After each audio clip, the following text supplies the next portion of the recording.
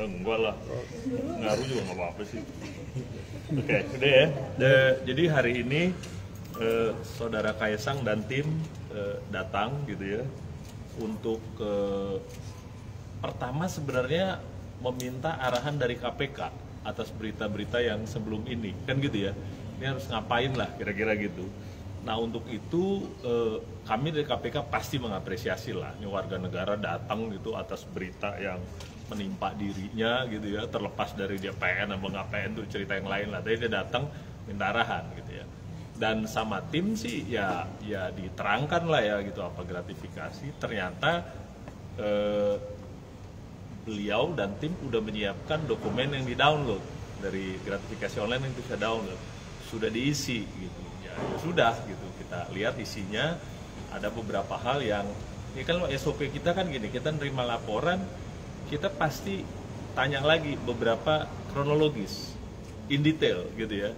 Lantas kita mintakan beberapa detail gitu, dan sudah selesai gitu.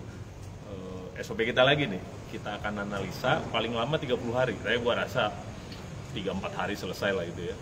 Dan di situ kalau di KPK kan disebut ya di undang-undangnya bahwa kita menerima laporan gratifikasi dan menetapkan apakah ini milik negara atau milik yang melapor gitu ya. Jadi ini lagi proses, lagi jalan. Kalau misalnya kita sebut bahwa hasilnya ini ditetapkan sebagai milik negara, yang bersangkutan juga disampaikan.